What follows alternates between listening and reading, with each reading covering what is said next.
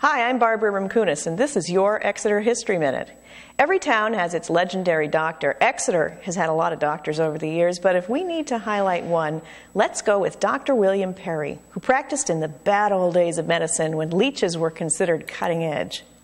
Dr. Perry wasn't a native of Exeter. Born in 1788 in Norton, Massachusetts, he was a farmer's son, the third son to be exact, and his father didn't want to pay to send him to school like his older brothers because he wanted him to take over the farm.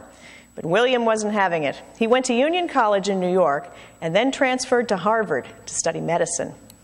He set up practice in Exeter in 1814 and continued to practice until just before his death at age 98 in 1887. Doctors in the 19th century had to be made of tough stuff. They ministered to all people at all times of the day or night, frequently for little or no payment, or payment in chickens. He wisely had himself inoculated against smallpox, even though he was told that the illness was dying out. But not in Exeter, where smallpox was still a very lively entree on the communicable disease menu. Perry dabbled in dentistry, carving replacement teeth from hippopotamus tusks. He filled cavities with such skill that local dentists remarked on their durability. Along with his skills in medicine and dentistry, he was fascinated with the mechanics of the Industrial Revolution and set up a potato starch mill on the Exeter River. For a time, he produced most of the sizing used at the Lowell mills. His son, also named Dr. William Perry, opened his own practice in 1847, and for a time there were two Dr. Perrys in town, Old Dr. Perry and Young Dr. Perry.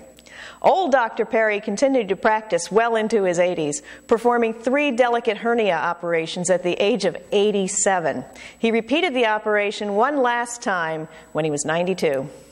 At his death 6 years later, the Exeter Newsletter remarked, "Few men will be more missed by all classes in our community.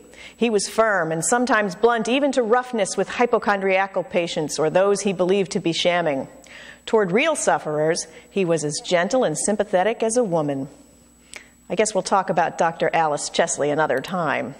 To learn more about our town's local characters, check out the Exeter Historical Society at www.exeterhistory.org.